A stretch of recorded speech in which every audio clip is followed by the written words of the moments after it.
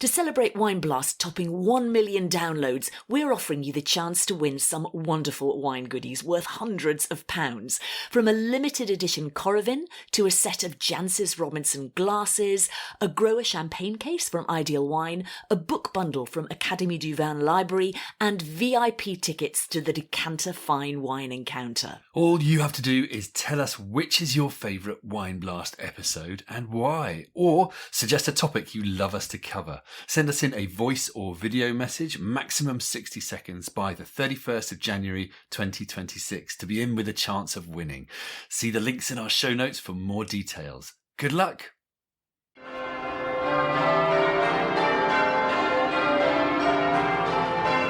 Hello and welcome to Wine Blast. Welcome, in fact, to the Vale, the McLaren Vale wine region in Australia, the intriguing subject of this mini-series we are very excited to be bringing you. But let's be honest, this doesn't particularly sound like a wine landscape. It's a fair point. These are, in fact, the bells of St Peter's Cathedral in Adelaide, the capital city of South Australia, which constitutes the northern border of McLaren Vale. In fact, you could say McLaren Vale's origins lie under the Adelaide tarmac, because that's where the first pioneering vines in South Australia were planted, and it's the start of a fascinating story. It is indeed a great story, and one we'll be telling over the course of the next few episodes. I've got a feeling we might need to revisit the significance of the bells and those first vines in a moment, but in the meantime, here's a taster of what's coming up. If you can't make good wine here, I think you should go and get a different job. We're a long time 6 foot under. You know, there's a lot of life to live out there. The wines are of such a high quality and they're so interesting. They capture the region, they capture the generation, but they're not pretentious. It's quite luxury. Now we're just embracing a bit of chaos, and it's terrifying and exciting and rewarding all in one. Terrifying and exciting and rewarding all in one. Wasn't there a review of Wine Blast that said something similar to that? Terrifying quantities of wine consumed. Maybe I made that up. Anyway, respectively there we heard from Mary Hamilton, Chester Osborn, Elena Brooks and Richard Leask. And we've got many more similarly brilliant guests who will be bringing McLaren Vale to life over the course of the next couple of programmes. We've also got things like helicopters, thunderstorms, flying fox bats, and of course, fine wine to help paint the picture of what is surely one of the most dynamic wine regions on the planet, reinventing itself before our very eyes, with absorbing and delicious results. So we should start by thanking the McLaren Vale wine region for sponsoring this mini-series and enabling me to travel around and meet the key people and really get under the skin of this intriguing place, which, to be really honest, wasn't necessarily one of our favourite wine regions back in the day, was it? Well, if we're talking a while ago, no. I think when we were doing our Master of Wine studies, our pretty simplistic rule of thumb for McLaren Vale was generous, hearty Shiraz or Cabernet, kind of perhaps slightly softer, suppler, glossier, a bit more mocha and warm earth than its South Australian near neighbour, the Barossa.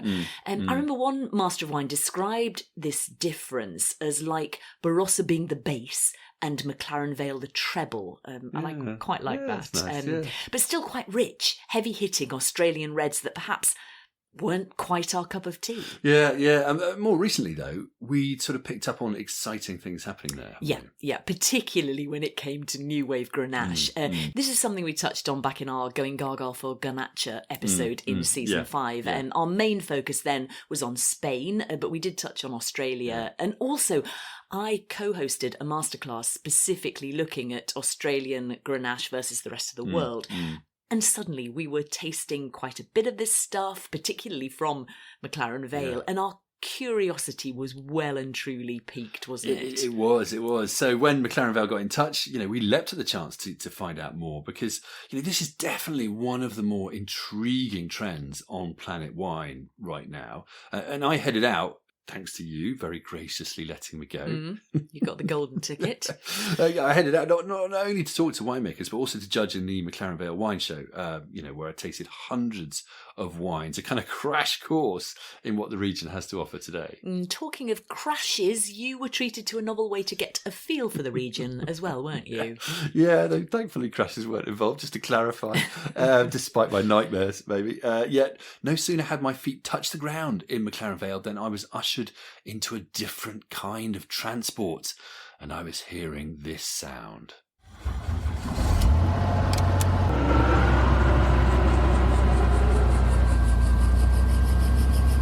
But this was a helicopter with a difference, wasn't it? Because it apparently didn't have doors. No doors. No doors. Entirely doorless, which for someone who has an issue with heights and isn't always the best at not dropping bits of recording kit, it was suboptimal. I'd phrase it like that. To be fair, though, pilot Zach did spend the entirety of his safety briefing on the subject of the doors. His safety briefing consisting wholly of asking me whether I was all right with no doors. Man or mouse. And presumably, it meant you got to see the region pretty close up. Yeah, pretty close up, closer than I think I was Closer comfortable. than you wanted.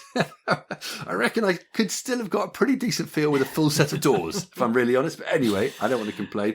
Where's the thrill if I'm not clinging white knuckle onto my safety belt as we roll on our side to make another steep, high-speed turn over the Gulf of St. Vincent, and there's nothing between me and the sea but a couple of seagulls and the sound of my, stomach dropping through my boots. Anyway, enough of my man-mousery. It was indeed an amazing way to get a sort of feel for the region up on high. Yeah, well, let's move swiftly on from your sky-high stress levels to setting the scene, shall we? Yeah, that's what now, we're trying to do. McLaren Vale is one of the key wine regions in South Australia. It lies immediately south of Adelaide, and the bulk of the region's vineyards grow between two geological fault lines that run inland from the Gulf of St. Vincent in the west up into the hills in the east, across a dizzyingly wide range of geologies and soil types. And right there, you've got the essence of McLaren Vale, a whole range of microclimates, soils, exposures and elevations in this kind of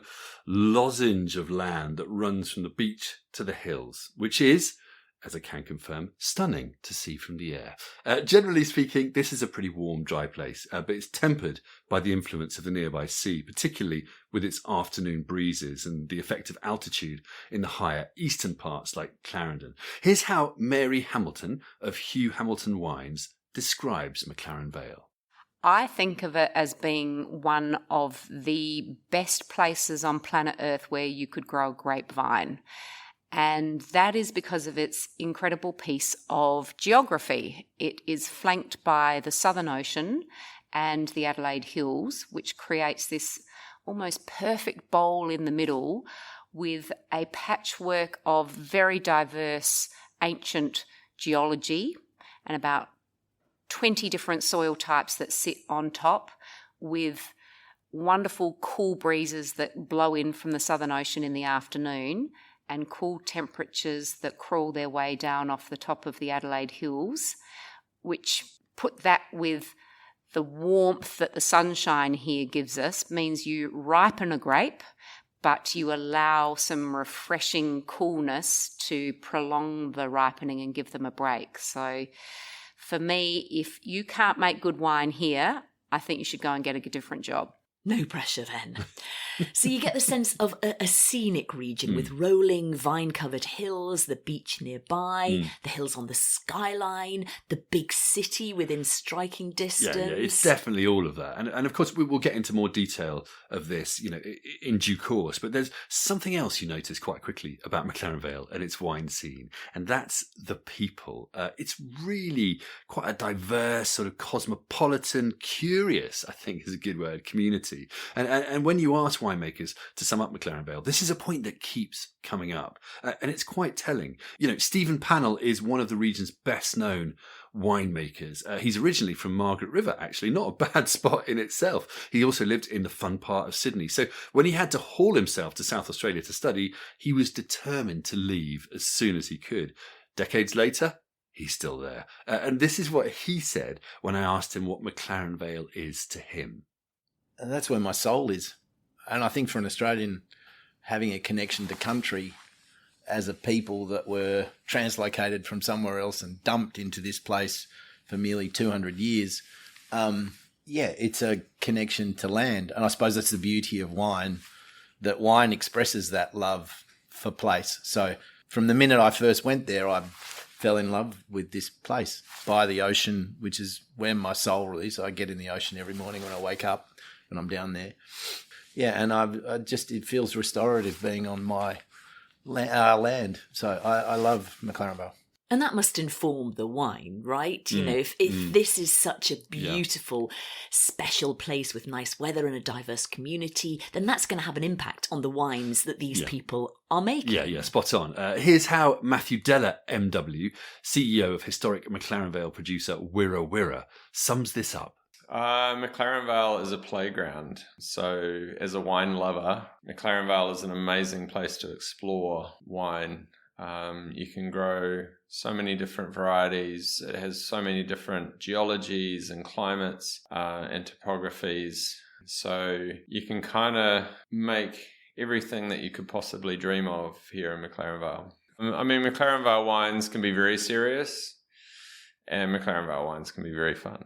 And I think that's part of what makes it a playground, that it's not just a playground of different terroirs, but it's also a playground of very different winemaking philosophies.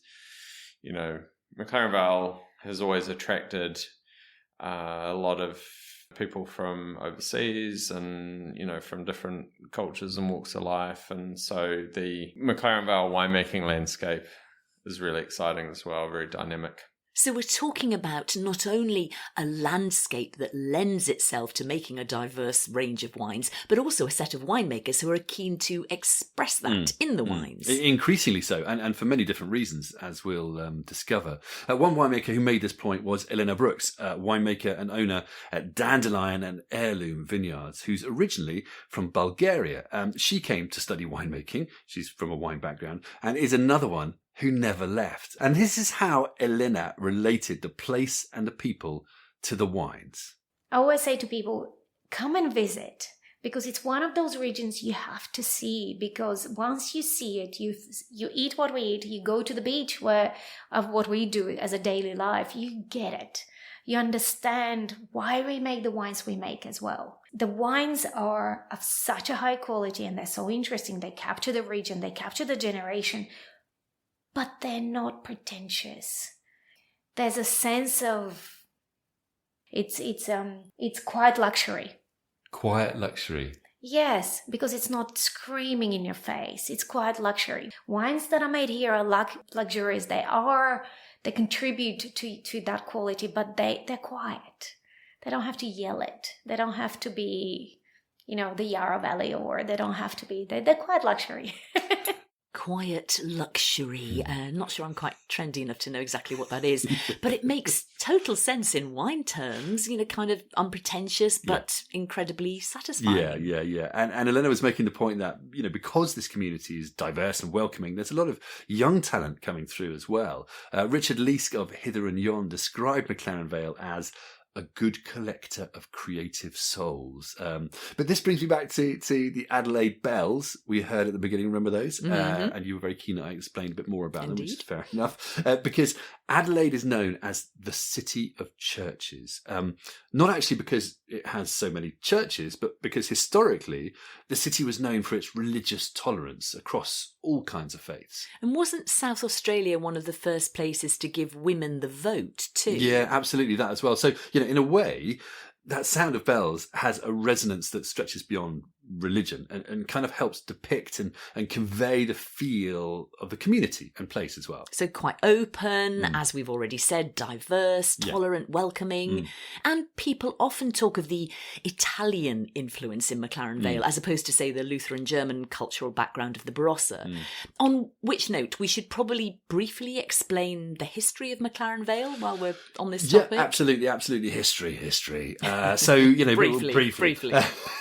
Please. Raining in already. So before the Europeans arrived, this was Ghana country, and Ghana is spelt Kaurna. And another one of the first things I experienced in McLaren Vale was a beautiful Welcome to Country by Alan Sumner and his nephew Drew at the Serafino winery, where we were judging the McLaren Vale wine show.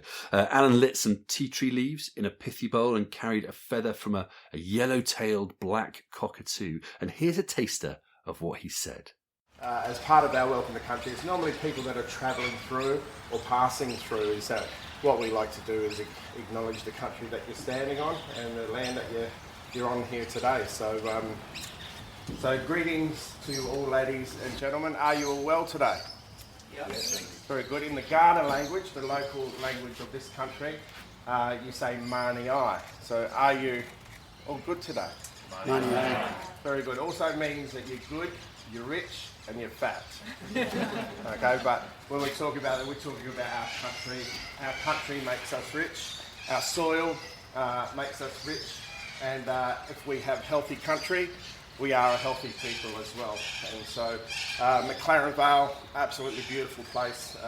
So yeah, on behalf of my family and my ancestors, it's good that you are here today on Ghana country.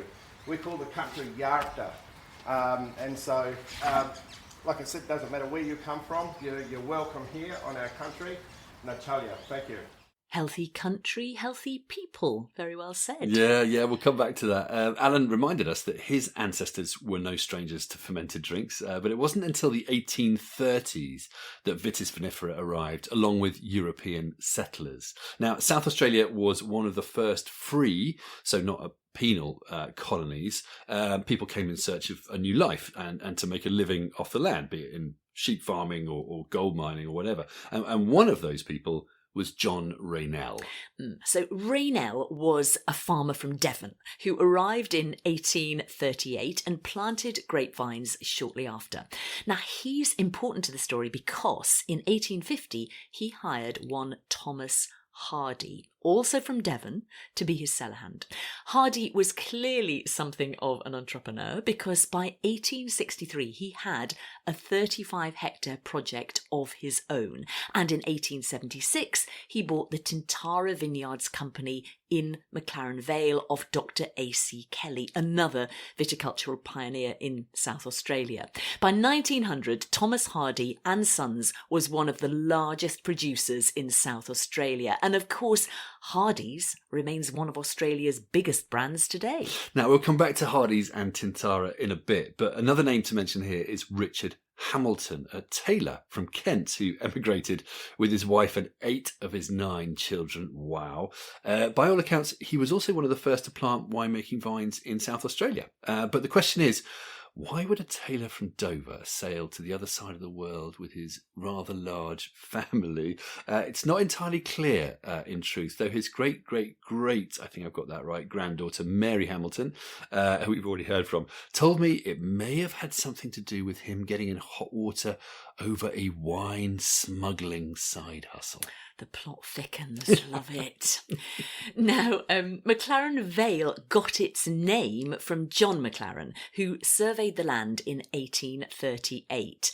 And the early days were not easy for vine growers, who became locally known as plonkies.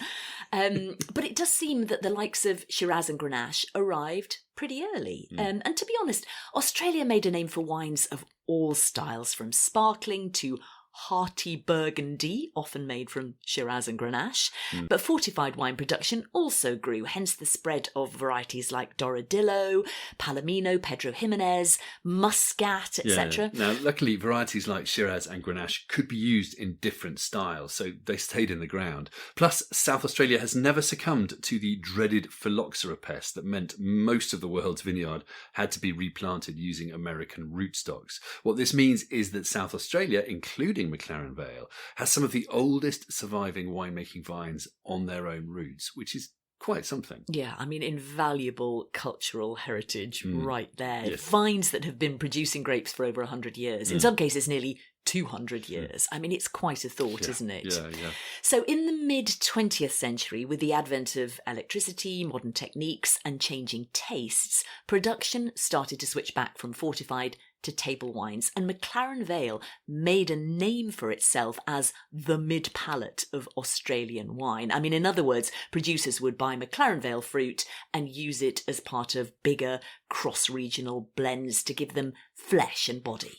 At the very top end, Penfolds Grange, one of Australia's most iconic wines, famously uses a fair bit of McLaren Vale fruit, even though it's not mentioned on the label. But McLaren Vale was also arguably in danger of fading into semi-obscurity by making straightforwardly hearty reds and building other people's brands. Stephen Pannell said when he arrived to study at Roseworthy, McLaren Vale was suffering from what he terms an identity crisis. And this is where the story gets interesting, because after the turn of the millennium, a new breed of producer, like Stephen Pannell, as well as some enlightened older ones, realised this was not the only way to go.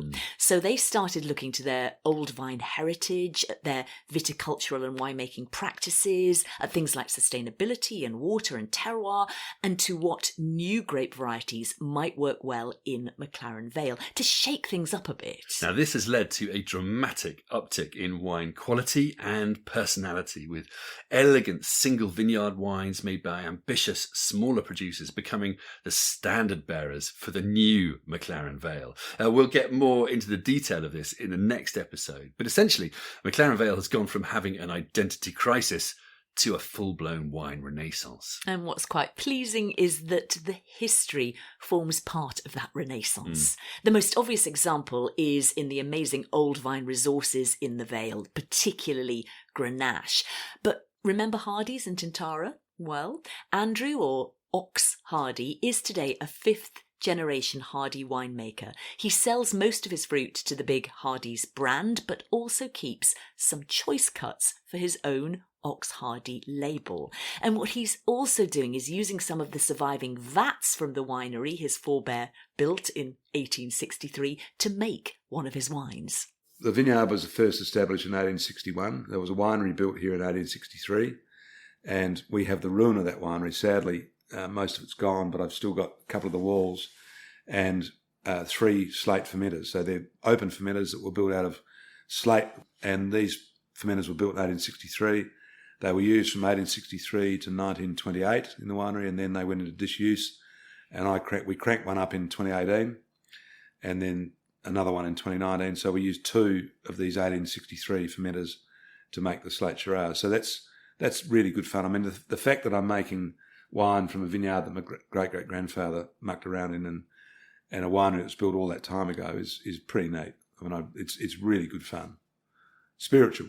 My kind of spirituality. Next up, we're going to move from history and spirituality to things like old vines, sustainability, and the intriguing way in which McLaren Vale is defining its terroir diversity. Always a thorny issue that gets people very hot under the collar.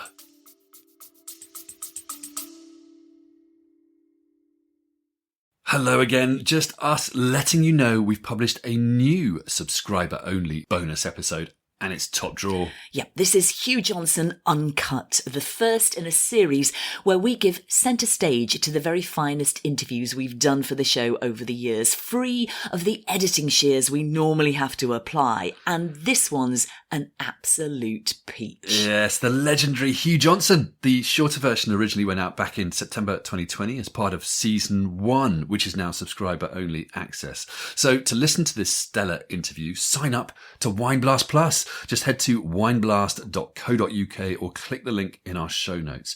Here are a couple of brief snippets from the show to whet your appetite. If you look at the evidence, this country in the 18th century was drunk all the time. No wine is natural. I mean, it would be vinegar. Natural wine is vinegar, I suppose. I mean, we literally swallowed something that had been alive since before Shakespeare was born. Bottled history. Wow. To recap so far, McLaren Vale is a historic wine region in South Australia, which has gone from identity crisis to exciting renaissance in just a few decades, based around a treasure trove of old vines and a dynamic, diverse wine community. And did I mention it looks great from a helicopter with no doors? That's not quite how I remember you telling it. But let's move on and home in on how McLaren Vale has been on a journey of self-discovery in recent years. It hasn't been entirely painless, but it's helped both producers and drinkers develop a newfound appreciation for the Vale's wines, as well as building a firm foundation for the future. You make it sound like therapy. But yes, this is the Districts programme aimed at understanding and promoting McLaren Vale's various terroir. Now, McLaren Vale, it's not a big region, but from beach to hills, grape growing conditions change. Add to this the region's complex and highly varied geology and soils, and you get what local winemakers have long known, that different parts of the Vale give different styles of wine, even from the same grape variety. The issue here is that as soon as you start to try to define these things, you hit two problems. Firstly, taste differences are hard to prove empirically or scientifically. And second, people start to get a bit shirty if they feel their vineyard is the wrong side of any particular dividing line that's going to be drawn on a map. Yeah, it's too true, isn't it? Human nature. But the way they've gone about the districts programme in McLaren Vale is very sensible, to my mind. The region had detailed geological maps, so they used those as the starting point for outlining different areas, what might be different districts. They also overlaid data on things like topography, elevation and climate. But most importantly, what they've then done is taste the wines from the different districts repeatedly, and over years have built up a sort of profile of how they subtly differ. And they've developed a particular way of tasting to do that, haven't they? Yeah, it's a good point. It's called pivot profile. I don't understand it all, but from what I was told, what they do is they get winemakers from all over the Vale to submit wine samples. It's voluntary. They've just focused on Shiraz so far as the most widely planted variety in the Vale. Shiraz is actually 56% of total plantings in McLaren Vale. They then make a regional blend to use as a benchmark from all those wines, and then they taste the samples from each district and say more or less red fruit, more or less marked tannin, whatever, that kind of thing. Very specific kinds of questions that can then produce sort of data-led conclusions and profiles. So I guess the real question is, why bother? What's the point or the ultimate aim of this? Yeah, it's a very good question. So I talked to Drew Noon, MW of Noon Winery, who's been involved in the districts programme. It's sort of obvious to everyone who lives and works here that the wines are slightly different in different parts, but no one's really studied it, as it were, or put it on paper and whatnot. And everyone is aware of the the focus on terroir in the historic regions of Europe. And it's almost like you think, could it be that diverse here? And what does it look like? And it was like it's a wonderful journey and discovery to sort of, I think that we're on and have started to discover and elucidate, define the differences, that we really have a diversity of terroirs, as they would be known in the old world, in McLaren Vale that are fascinating, and we're starting to define, so put lines on maps, but also descriptors to the characters of the wine. So they're there, they've been there all the time, but we sort of weren't looking and in a focused way, and now we are, and it's really exciting. We're developing all this knowledge about how the wines are different in McLaren Vale. And what's the point of all of this? Where is this heading? Yeah, well, really, it's fairly simple. It's a lot of work to try to get to a point where you can say the wines from this side of the valley and this part of McLaren Vale taste like this typically, and if you get a wine from this part, it's typically going to taste like this. A little bit like in Bordeaux or in Burgundy, of course, and so on. You have typical characters. It's not going to apply to every wine, but it's good. I find it really helpful because if you have a reference point or what to expect, it helps you to interpret the one that's in front of you in the glass. And as far as I understand, though, the aim isn't necessarily to set up some properly legally defined sub-regions within McLaren Vale. Is that right? Yeah, true. It's sort of a technical point, if you like, but sub-region, which is what we would refer to these as, has a legal definition. So it has to have, a certain amount of vineyard, a certain amount of wine producers. The lines are drawn on the map, registered with the authorities, and you can't change it. Whereas initially, at least, what we're doing is loose. We're not going to call them sub-regions. We're not going to define them legally. We're calling them districts. We can change them at will because they're work in progress. It may eventually lead to sub-regional definition. And how important is this work for establishing McLaren Vale as a fine wine region? I think it's really important. The bigger question is, does anyone care? That's what the cynics say to me. And I think, yes, they certainly do. I mean, look at you and me, complete wine nerds. There are plenty of people who love wine enough to want to know more and more and more. Well, why wouldn't you? It's absolutely fascinating. The fact that grapes grown in one little corner produce wine that tastes different to if you grow them over there, that's just wonderful. It's like a connection with the planet, you know what I mean? It's marvellous. So, but it is pretty nerdy and not everybody cares, and that's fine. But if you want to, and those who care a lot and can't get enough information, then you can drill down. And of course, if you're paying more than, $30 in Australia or whatever, people tend to want to, they get more and more fussy about how much they want to know the more the price goes up. So if you're talking about high quality wine or expensive wine, let's say, then people want to know, I think, and we want to know. So hence the work, yeah. So this is really important. We accept the different vineyard crew in Burgundy or Bordeaux's sub-regions without question. But at some point, they must have had to be agreed upon and codified to some extent. That couldn't come without a sufficient focus on quality that the differences were able to be perceived in the wines. So really, this is about establishing and promoting quality credentials in an ever more competitive global wine market. I think that's definitely part of it. And it makes total sense, doesn't it? It's absolutely the right way to go, I think, as is the very gentle, gradual way that they're going about it. There are dangers in trying to rush these things, as other Australian wine regions have found. Better to be, cautious and collaborative and let this kind of thing evolve and establish itself over time. And I think Matt Deller was talking about this, that one of his aims at Wirrawirra is the Burgundification of fine wine in McLaren Vale, focusing on single site, even single block wines, and establishing a reputational hierarchy. Get people talking about the different districts and the best vineyards within them. It reflects well on the region. Yeah, and Mary Hamilton had a great metaphor when she was describing 3 different Shiraz wines in her portfolio from different sites. So the style of wine that comes from near the Hugh Hamilton cellar on cracking black clay soils is the Boxer, whereas the style from just down the road off more alluvial soils is the Burlesque Dancer. And finally, the wine from up in the hills of Blewett Springs off sandy soils gives the Ballerina. I loved that way of picturing it. And just to put a bit more flesh on these bones, Drew was explaining that some districts are better defined than others at this stage, partly because they've had more samples to work with from certain areas than others. So districts like Clarendon Rocks in the Eastern Hills, Blewett Sands also in the east, Onkaparinga Rocks, Gulf View, Willunga Foothills, these are all districts we'll be hearing more about in the future. Yeah, and to focus in on one of those, Clarendon, I talked to Toby Bekkers of Bekkers Wine. Local boy Toby married French winemaker Emmanuel after they worked a vintage at Tintara together in 1995. And before long, they'd set up on their own. Initially, they blended wines from across the Vale, but when a chance came up to buy the historic Clarendon Estate vineyard, high up in the Eastern Hills, they leapt at it, despite the vineyard being abandoned. So when we bought it in 2020, it hadn't been touched for 7 or 8 years. Not pruned, not watered. It was a bit of a basket case, full of blackberries, full of giant kangaroos that just lifted a head and looked at us and said, "Who are you?" We've been living here quite happily for 10 years.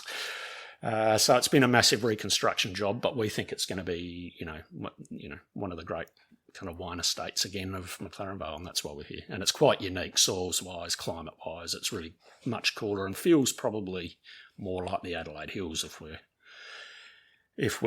being realistic. If you look at the native vegetation here, it's much more blue gum and Adelaide Hills type vegetation than it is McLaren Vale probably. But why are you going to all this trouble? What do you think the wines here will be able to give? So if you think back to our purpose originally, it's to be a real fine wine beacon for McLaren Vale. We know that Clarendon gives wines that are lighter framed, prettier, more aromatic. And we just think that fits a fine wine kind of brief a little more than making something that's purely about muscularity. So I think 10 years ago, you would hear people talk about, if you made an expensive wine in Australia, you would hear the word power a lot. It's got the power to be an expensive wine. These days, in our business at least, we talk to each other a lot more about persistence. And I think they're totally different things. So wine can be lighter and prettier and aromatic, but still have amazing persistence. And I think that's what a fine wine is to us. Trying to express a place. How important is this in McLaren Vale? And what are the key elements that go into expressing a place successfully? There's 2 parts to that question. The first is the actual site you choose and the slope and the aspect and the water holding capacity and how far you are from the coast and all those things that, that we call terroir and talk endlessly about. But often, I think, we forget about the space between your ears, which is your intention. So if you do give someone the same grapes, or you do give someone all the ingredients to bake a cake, you give it to 10 people, there's only a handful you're going to want to eat, I think. So the human element is so important as well. So our intention, I think, is massively important in what we're trying to do here. And just to remind ourselves, what is your intention here? So our intention is to showcase McLaren Vale's fine wine credentials. And I think part of that is just having confidence in yourself and in your region. So the confidence piece is massive. You know, you'll often hear people say, "Oh, we think we make wines the equal of anywhere in the world," and then they sell them for $30. And to me, that there's, you know, once you've done that, you've blinked. It's a big poker game, and you've got to show the confidence you have in your region. So lots to pick up on there. Firstly, it's great they're restoring this amazing vineyard to its historic glory, which was first planted in the 1840s, I believe, and made quite a name for itself. But also, I love his point about human intention being a vital element in the expression of place, and how that's about making wines with persistence rather than power. I mean, so often people talk about terroir as if human intervention doesn't exist or doesn't happen, but it does, and it's a crucial part of the process. As to his point about confidence, you know, I really endorse that. You know, you've got to back yourself, and I think, you know, zooming out a bit, Australia right now as a whole needs to back itself. It's never made better wines than it is now. It's not an easy market to sell into, but what you hope is that quality will win out ultimately. So I think confidence and perhaps a bit of patience are key virtues, I think. But Toby also linked that to price, didn't he? And some of the Bekkers wines, particularly the Clarendon ones, are pretty pricey, aren't they? Yeah, they're not cheap. Up to about 300 Australian dollars, I think. So about 150 quid or 200 US dollars ish. But, you know, I tell you what, they're also pretty bloody magical. And you could argue, you know, in a global fine wine context, they're not overpriced compared to some others. You know, I tasted both the 2023 Bekkers Clarendon Syrah and Cabernet, the first wines off this revived site, and they are stunning. They are really amazing. They're so elegant, so perfumed, so well defined, so fine and regal almost. And it's great because, you know, being there, you can see how hard the vineyard is to work. It's incredibly steep. There's no power there and all this sort of stuff. But, you know, these guys are good and they're determined, and they're, going back to that word, intention really shines through in those wines. So this is a great example, I think, of how McLaren Vale is becoming more diverse and quality focused. And one other thing I think we should touch on here, perhaps briefly, because I know we're going to explore this in the next episode, but it's the subject of old vines. We've mentioned the history, the lack of phylloxera. Ox Hardy, who we heard from, has vines from 1891 he still uses. And I believe some of the oldest vines in McLaren Vale are thought to date back to 1887. I mean, isn't there some sort of register? Yeah, there is. I think we'll put a link on our show notes because it's quite something to read through. It's mainly, these old vines are mainly Shiraz and Grenache, but there's also some historic Mataro or Mourvèdre, Chenin Blanc, Sangiovese, Sagrantino, Cabernet, Sanso. It's a fascinating list.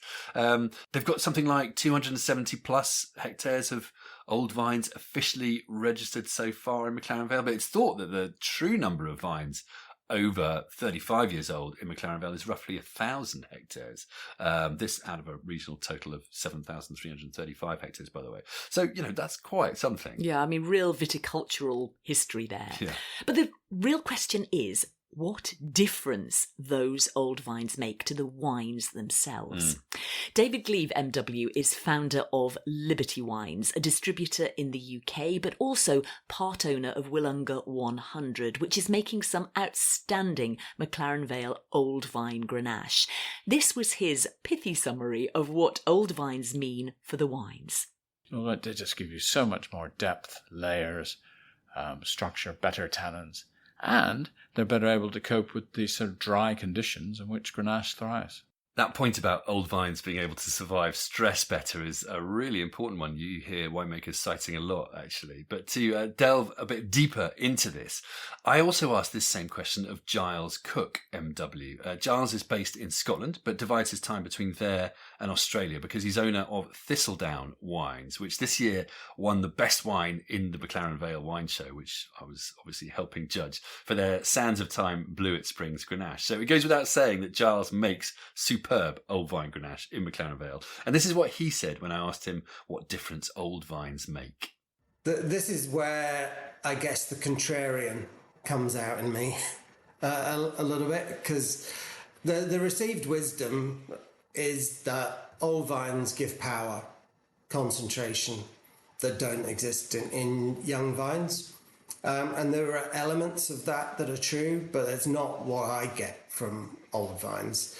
I mean, on a very superficial basis, you walk through an old vine vineyard and you can immediately kind of sense all the history, the people that have been there before. As somebody that likes telling stories and creating labels and that kind of stuff, it's a gift. So old vines give you that advantage. Certainly is an advantage for me. But old vines adapt to their site. And I always try and explain it to people by saying, forget the fact that they're a vine that's growing grapes to make wine. They're a plant, and a plant wants to survive, and it wants to reproduce. And the vine reproduces by making their fruit more attractive than anything else, so that a kangaroo or a rabbit or whatever, a bird, comes along, eats the fruit, poops it out somewhere else, and it's done its job. And over a long period of time, vines adapt to their environment to ensure that they reproduce ahead of other plants near it through epigenetics, the sort of the building blocks of evolution. And for me, what an old vine does is, because it's more adapted to that site, is that it attracts animals to come and eat its fruit by pushing flavour ahead of sugar, so that it attracts, if it senses there's going to be sort of water stress or it's going to be too wet, an old vine will push flavour ahead of sugar so that it has a better chance of reproducing. Now, the benefit to me of that, as somebody that wants to make wines that are energetic, bright, floral, more moderate in their alcohol and more balanced, is that I get flavour before sugar in old vines that I wouldn't in younger vines. So actually, for me, the benefit of old vines is that I can pick them at an earlier point when the fruit is healthier, the analysis is much healthier, so I have to do less in the vineyard, and overall you just get a much better result. So older vines mean earlier ripening fruit, which can mean it's easier to make more elegant, medium-bodied styles without excessive alcohol. And that's one of the key trends coming out of McLaren Vale right now, isn't it? You know, this emphasis on drinkability, refreshment value, medium-bodied wines that aren't excessive or heavy. Yeah, I mean, we heard Toby Bekkers touch on that too, didn't we, with his point about persistence rather than power. And now, as Giles said, old vines aren't the only way to achieve that, but they can certainly help. One winemaker said, you don't get your best work out of a teenager. Ain't that true? So true. This particularly applies to Grenache, where younger vines can often make quite simple tutti frutti wines. You can make decent wine from younger Grenache, but it needs a lot of work. Plus, as Giles said, the old vines also enable you to tell a story, just like we're doing here. And that in itself is hugely valuable for a region that's building a new identity for itself on the world wine stage. Yeah. What's also important in terms of the wider story is sustainability. And this is another big thing for McLaren Vale, isn't it? Yeah, on many fronts. But take organic, biodynamic and regenerative cultivation. These practices are now a key part of what McLaren Vale's doing.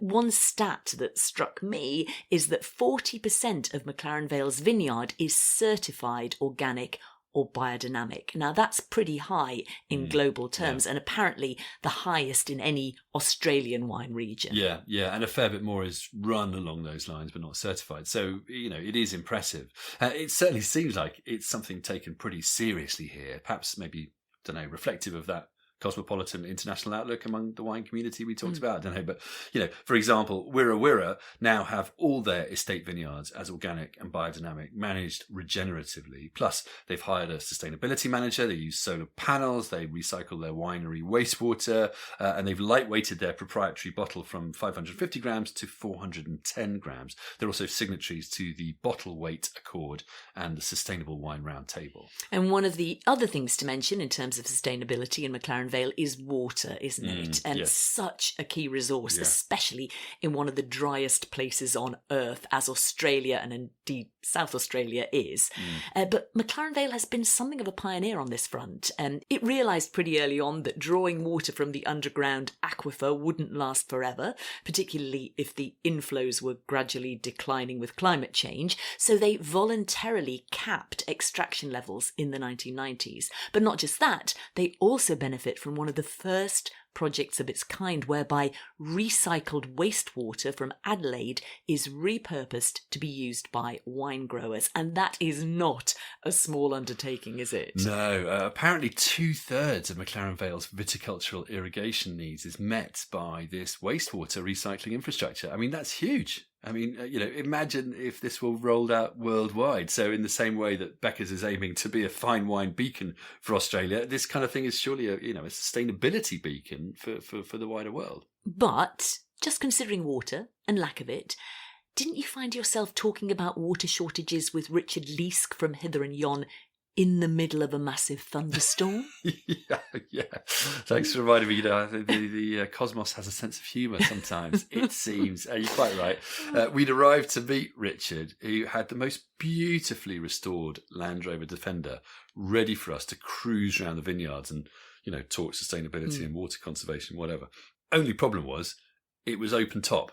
And by then, it was absolutely hooning it down with rain, proper stair rods with thunder and lightning, a proper health and safety risk. I bet Pilot Zach wouldn't have blinked an eye, though. You're absolutely right. No. Pilot Zach would have just launched. No, he'd have just gone. Not cut from that same cloth, clearly. So we retired sheepishly to a sort of shed come office while all this was going on around us.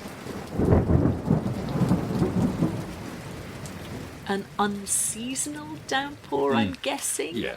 And maybe that kind of unpredictability and increased intensity of weather phenomena we associate with climate change. Yes, but going back to Richard, he is something of an expert in sustainability and regenerative farming, isn't he? He is. He's an absolute font of knowledge. So let's just hear what he said when I asked him about regenerative viticulture and what he's doing and why.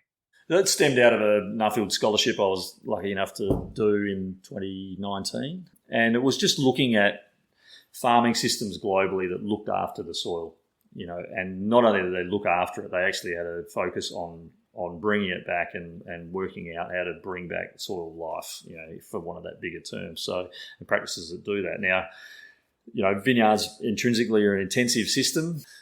It's a difficult system to nail totally in terms of how to describe it, but I think bare soil gives you no photosynthetic capacity, so you need a plant on it.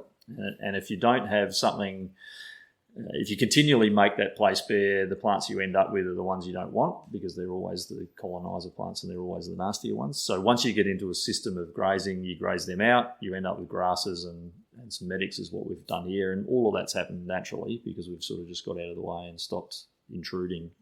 And just sitting back and reading landscape is the other really important bit.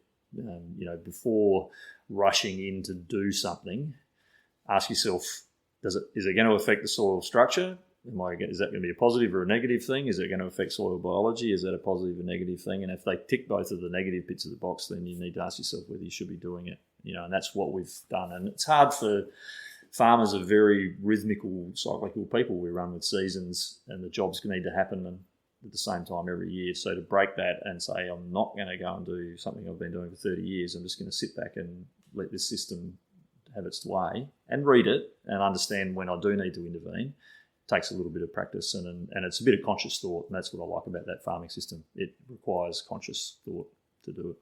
So it's a form of sort of conscious farming, reading the landscape, thinking before you do anything. Correct. I mean, I think quite often we just do stuff, and we've all been guilty of it, because that's when we need to be doing that job.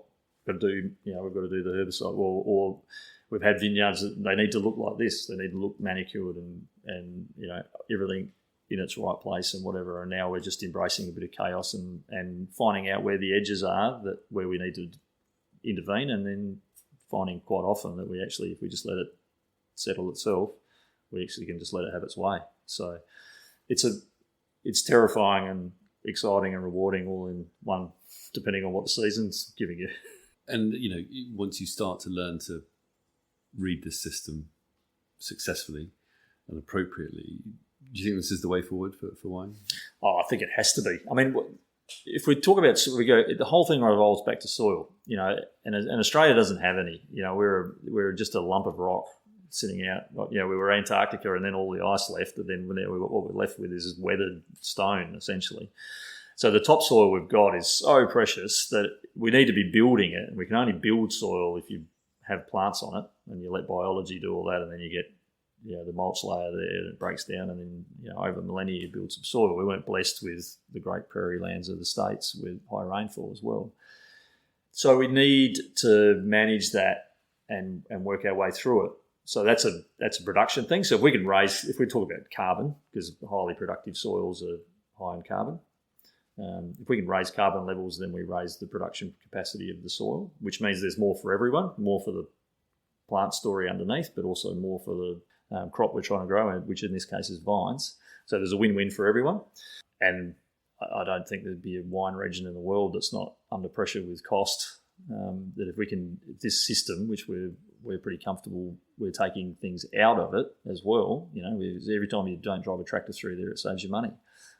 So it's a win for the environment and a win for the back pocket. So I think if you're not thinking about how you can increase the capacity of your soil, then life's going to get hard, no doubt. Fascinating. I'm intrigued by this concept of conscious farming, knowing when not to intervene as much as the opposite. And the fact it's all about building soil, so using cover crops and animals to graze them, and how this can make for a more efficient and cost-effective system. Yeah, I mean, Hither and Yon are a fantastic case study in regenerative viticulture. They're also replanting native plants to encourage beneficial wildlife to control pests. For example, using Christmas bush, or Bursaria, I think it's called, as a habitat for native lacewings, which then eat caterpillars and moths. And they have boxes for microbats, which are a thing apparently, which eat hundreds of insects a day. I know. So pesticide use is almost zero now. Richard was talking about how McLaren Vale has evolved from a place that used lots of resources, including water, to grow big crops to sell to big brands outside the region,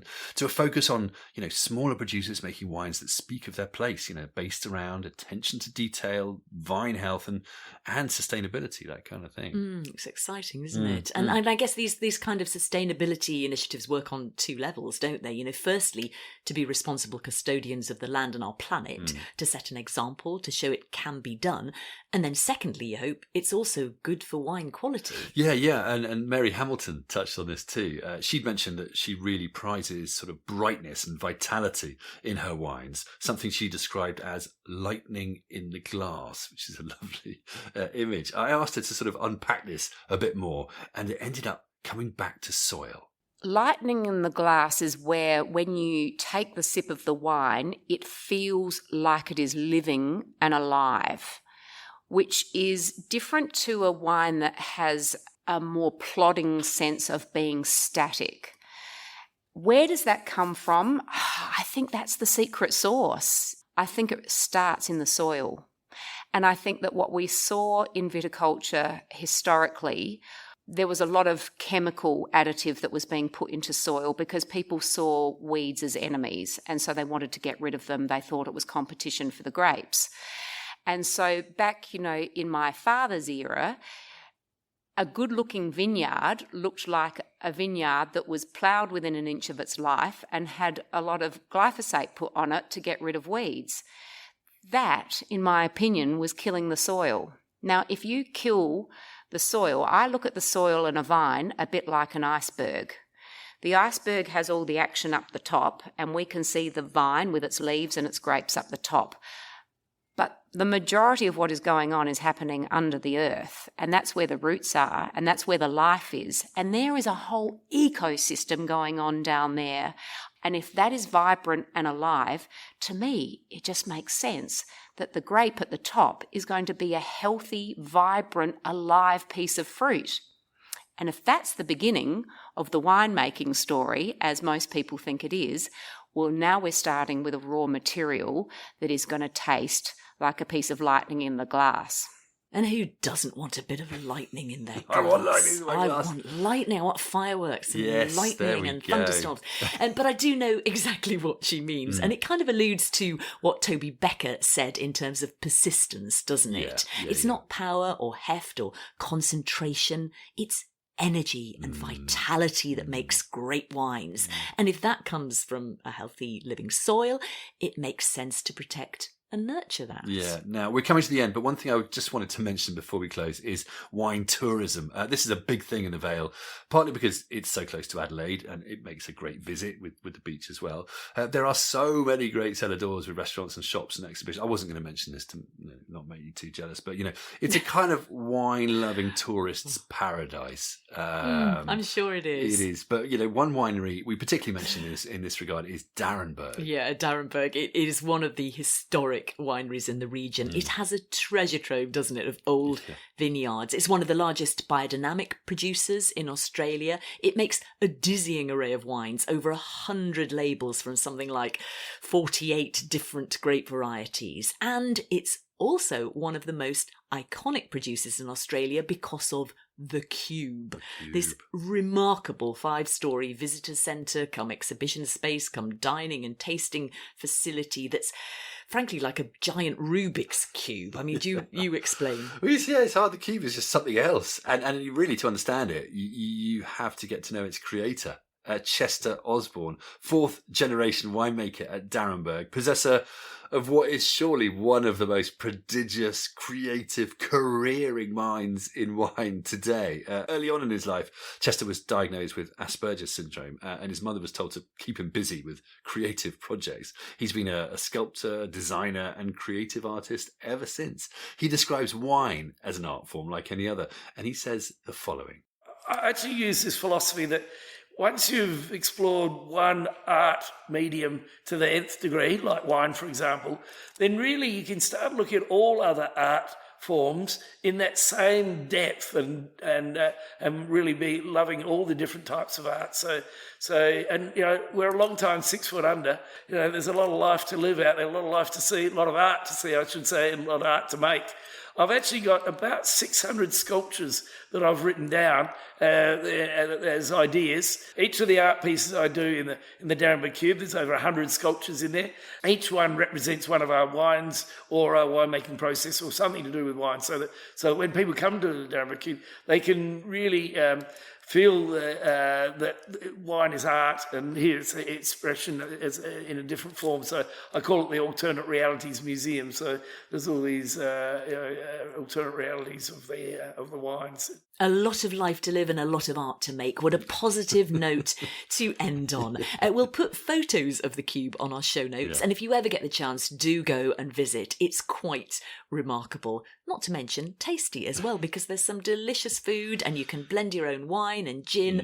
Plus, Chester tells us he's got 3 more buildings to build before he dies. So there's more excitement coming too. That's cute, yeah. And talking of more excitement, don't miss the next part of this McLaren Vale mini-series when we'll be exploring this hugely exciting renaissance of the region, built largely around a new dimension in old vine Grenache, plus an intriguing supporting cast of alternative grape varieties. Though, of course, there's more to the story than just that. Oh, you do love to tease. Thanks to all our interviewees and also to the McLaren Vale wine region for sponsoring this mini-series. We'll leave you with a different soundscape from Adelaide's National Botanic Garden, the sound of roosting, flying foxbats. Google them if you dare.